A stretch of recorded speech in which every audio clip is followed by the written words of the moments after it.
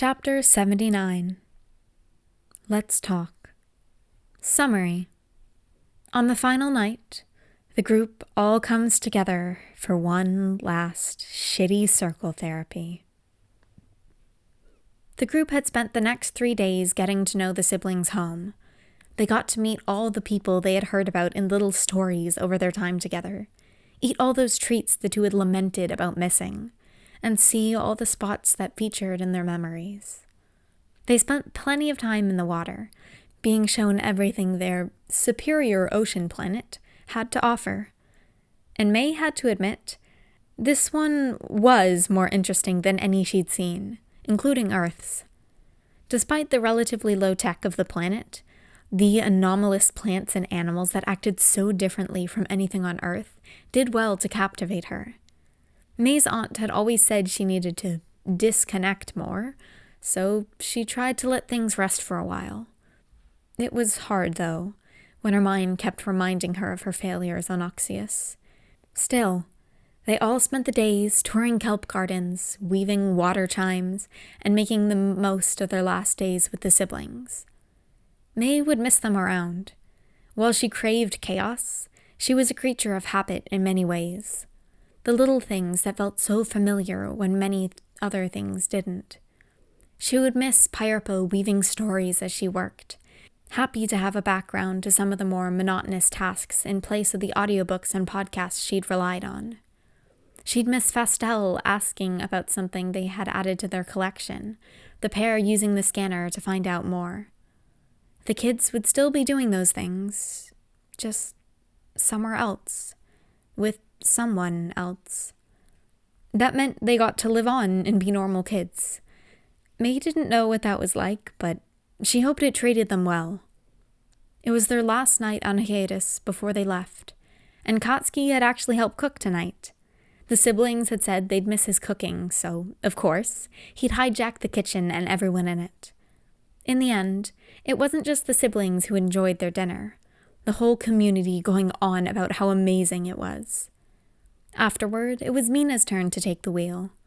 She'd said it was time for one last session of shitty circle therapy, and she had the perfect spot. So, as the moons were high in the sky, the 8 of them slipped into the inky oceans. There was a brief chill before their suits kicked in, the water engulfing her. Mei smiled to herself as the group moved swiftly through the waves, the fins on their suits working just as intended. She hadn't forgotten what Mina said about keeping her in the loop. It wasn't that she was trying to be mean by doing things herself. She just didn't even realize that Mina would be upset. Sometimes it didn't cross her mind that some things might be rude, and she needed other people to point out when she'd inadvertently done something that upset them. In the past, most people didn't tell her when she upset them, until the resentment had festered too long, and whatever relationship they had was ruined. But that had finally come to an end with her space family.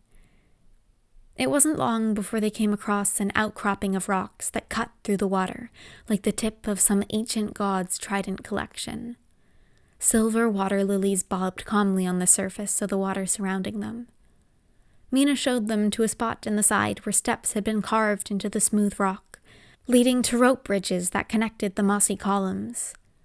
They made their way to the center of the formation, where a woven rope platform extended over the sea, large enough for all of them to settle on.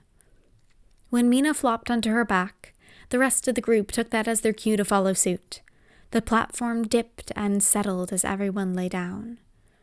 With her helmet off, the night was cool, a salty breeze carting through Mei's dreadlocks. The night sky was alight with stars above her, while she knew below lapped the pitch-black depths.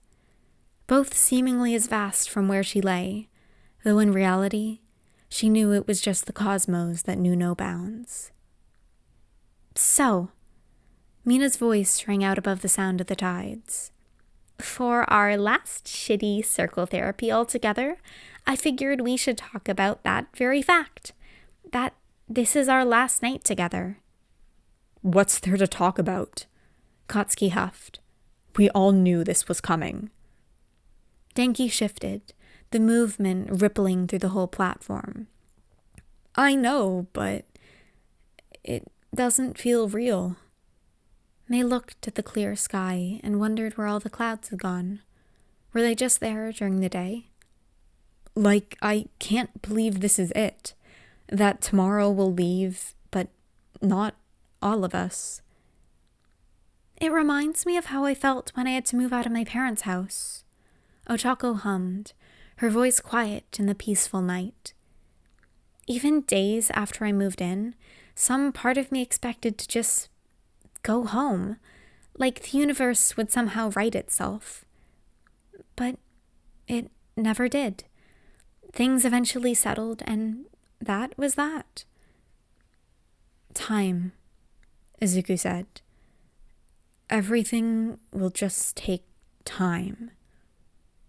Mei didn't like that.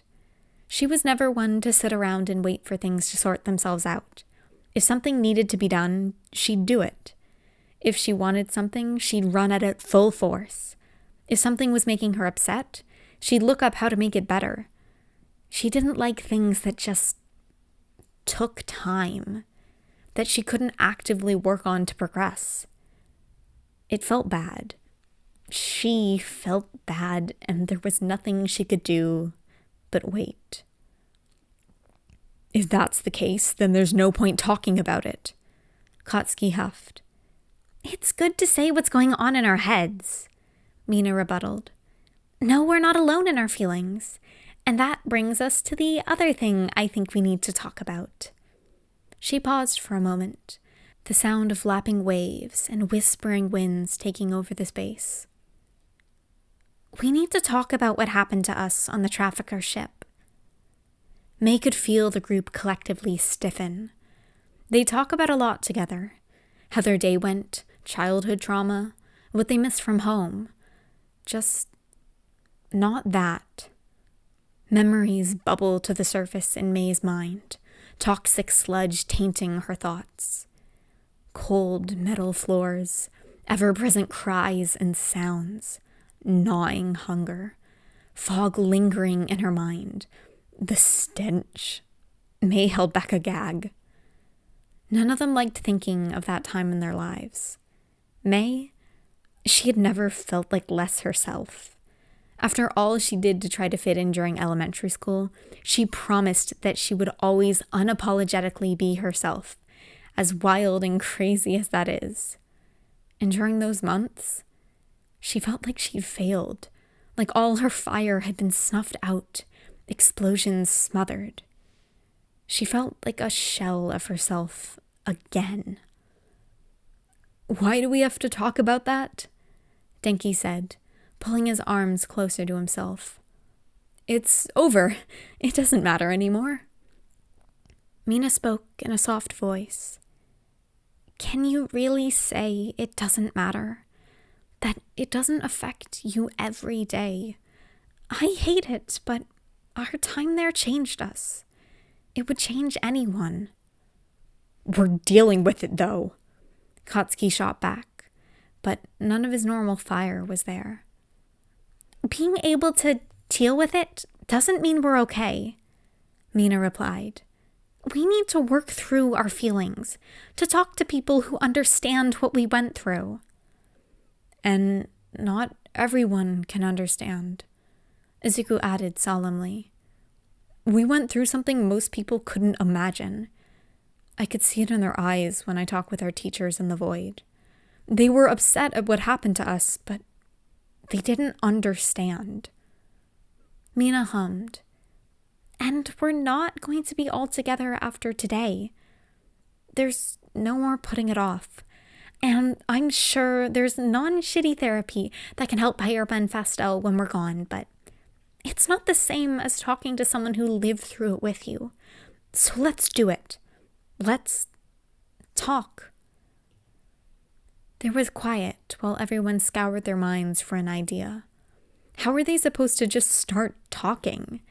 What should they even talk about? Mei just hoped someone thought of something soon. You know, Ochako started, there is one thing I miss. Katsuki scoffed. What could you possibly miss in that hellhole? The nightly songs. Even though everyone there was in that same hell, they all came together every night to make it a little more bearable. Some of those songs were the most amazing things I've ever heard, Mina reminisced. You still think they do it? Izuku asked. Mei heard the warm smile in Denki's voice. Definitely. The conversation petered out on that good note. No more to say about the one bright spot in those months. While it was a good place to start off, it didn't hit the core of the hurt they needed to unearth. They needed to creep closer. It was silent for only a moment before someone spoke up. "I don't like small spaces," Mei said. It honestly surprised her that she spoke. Before she could overthink it, Ochako hummed in agreement. "Me too. I didn't used to be like that. I never understood when people said they were claustrophobic, scared of small spaces. But now, just the thought makes my chest feel tight." Mumbles of agreement mixed with the swirling waves. Small spaces used to comfort her, make her feel secure and protected. When she first tried to go through the vents at work, she couldn't get herself to enter the small, metal space. It took her a week before she could even get in there for more than a few minutes. The memory made her limbs feel tight, like she needed to move, to get out. But the wide, open sky above helped soothe her nerves. "It took me a month to get comfortable in the vents again," Mei said.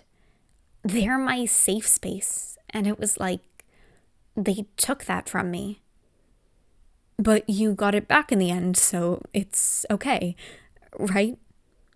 Denki hesitantly chuckled, nervousness clear in his voice.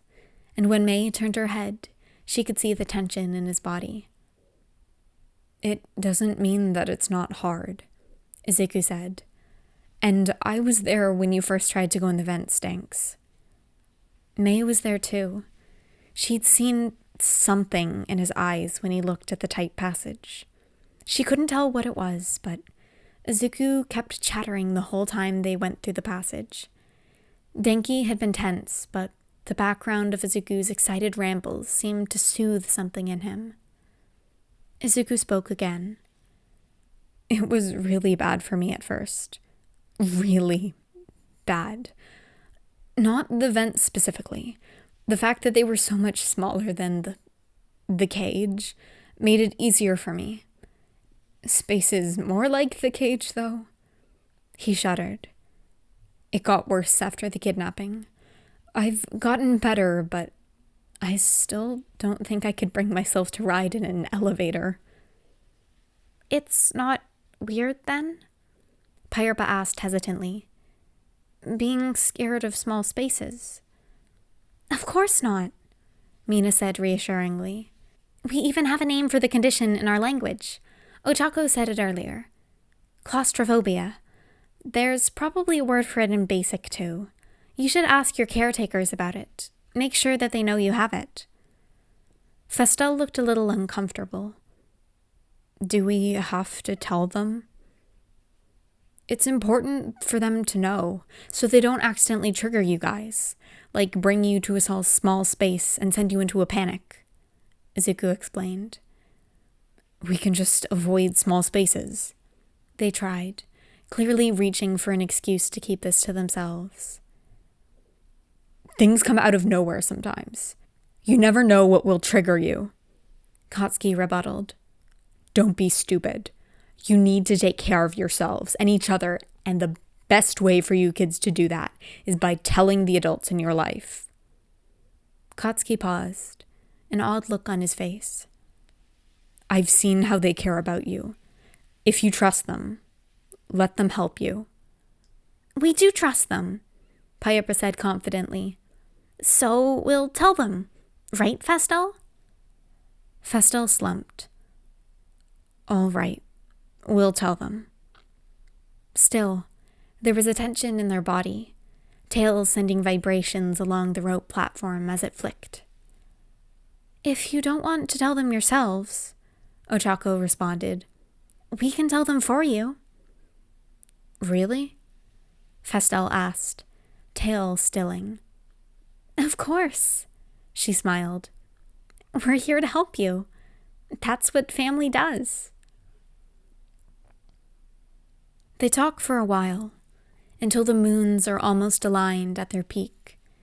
They talk and talk about little things they've noticed have changed in them since their abduction.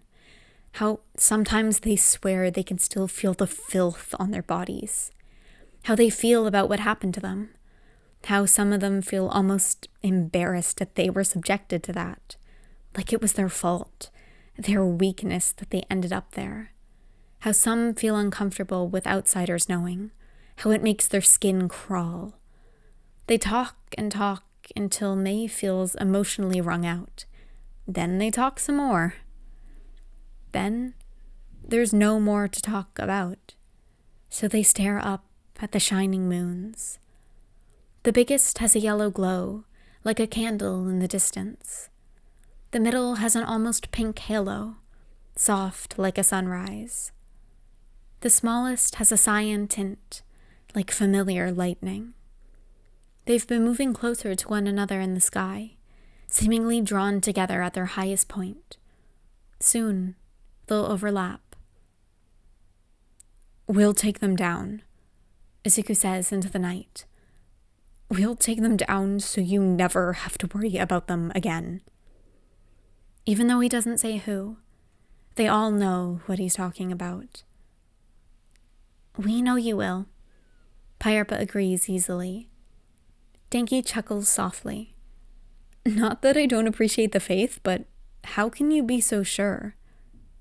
"You guys are terrifying," Fastel notes, like it's the most obvious thing. "I've never even heard of anything like you guys. You're powerful, sure, but you're also determined and care about people. If you can't do it, no one can." Mei's heart swelled at her little cousin's words. They really believed the teens could do it, not even a question in their mind. Despite Mei's confident exterior, she had her doubts that they could do this. She knew she could invent anything she put her mind to. She'd known that since she was little. Her imagination was her limit.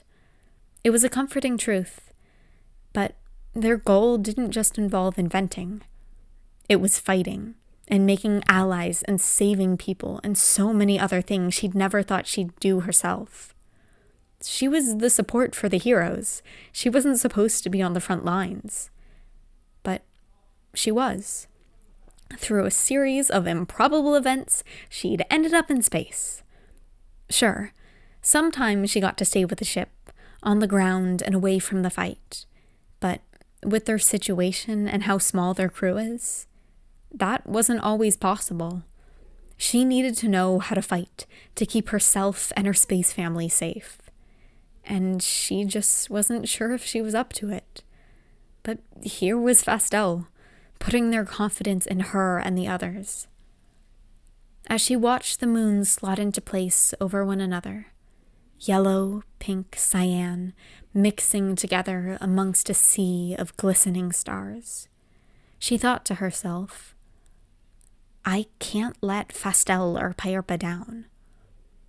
And suddenly, light bloomed around them. Literally. Silver water lilies opened their buds to the glowing stars, reflecting the same glow back at them. The surface of the inky water glistens like diamond in the captured starlight. It was beautiful, as if the endless expanse of space had somehow been transported into the water.